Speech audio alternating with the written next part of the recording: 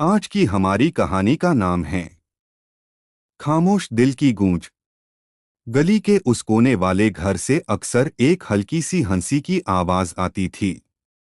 आवाज जो राहुल के दिल को धड़कने से रोक देती, जैसे हर बार उसे कुछ नया एहसास होता।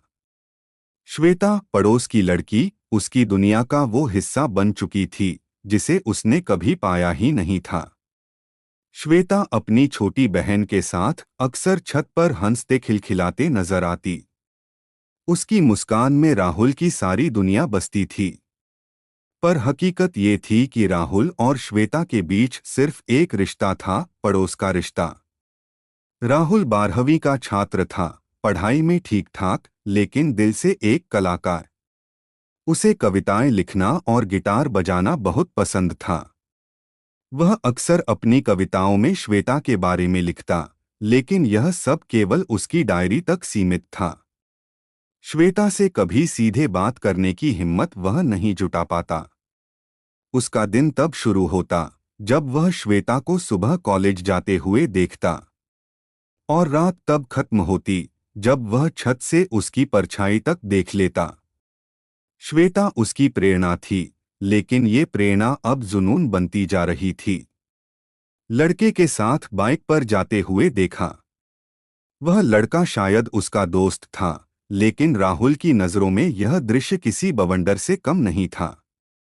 वह रात भर सो नहीं पाया। उसने खुद से सवाल किया, क्या मैं श्वेता के बिना जी सकता हूँ? धीरे धीरे राहुल ने खुद को और भी ज्यादा अकेला महसूस करना शुरू कर दिया। उसके दोस्त उसे बुलाते, लेकिन वह हर बार मना कर देता। उसकी पढ़ाई पर असर पड़ने लगा।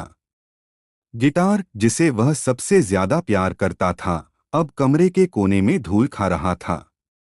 राहुल को अब महसूस होने लगा था कि उसकी यह एक तरफा मोहब्बत उसे अंदर से खत्म कर रही है। वह लोगों से दूरी बनाने लगा। उसकी माँ ने कई बार पूछा, बेटा सब ठीक है ना? और हर बार वह बस सिर हिला देता। एक दिन स्कूल में उसकी क्लास टीचर ने उससे कहा, राहुल तुम पिछले कुछ समय से बहुत गुमसुम हो। अगर कुछ परेशानी है तो बताओ। पर राहुल ने कुछ नहीं कहा। उसे खुद समझ नहीं आ रहा था कि वह किसे और कैसे बताए। शुक्रवार की शाम राहुल अपने छत पर बैठा था। उसका पुराना दोस्त करण उसके पास आया। करण ने पूछा, क्या बात है? तुम इतने चुप क्यों हो? राहुल ने पहली बार किसी के सामने अपने दिल की बात रखी। उसने करण को अपनी एक तरफा मोहब्बत के बारे में बताया। करण ने उसकी बात ध्यान से सुनी और कहा, राहुल प्यार करना गलत नहीं है, लेकिन खुद को इस हद तक तकलीफ देना सही नहीं है। अगर वो लड़की तुम्हें पसंद नहीं करती तो ये उसकी मर्जी है। तुम्हें खुद को आगे बढ़ने का मौका देना होगा। जिंदगी इससे कहीं बड़ी है। उस रात राहुल ने बहुत सोचा। वह जान गया था कि श्वेता उसकी जिंदगी का हिस्सा कभी नहीं बनेगी। अगले दिन उसने अपने कमरे से अपनी डायरी निकाली और उसमें आखिरी कविता लिखी। मोहब्बत को मुकम्मल समझा, पर ये अधूरी सी रही। दिल ने चाहा जिसे, वो तो शायद कहीं और ही बसी। राहुल ने ठान लिया कि वह खुद को बेहतर बनाएगा।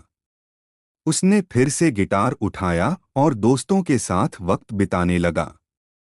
धीरे धीरे उसने महसूस किया कि उसकी जिंदगी में सिर्फ श्वेता ही सब कुछ नहीं थी। इस कहानी के जरिए यह समझाया गया है कि एक तरफा प्यार कभी कभी हमें मानसिक रूप से कमजोर कर सकता है, लेकिन अगर हम खुद को समझें और अपने आप से प्यार करना सीखें तो जिंदगी हमें नए मौके देती है।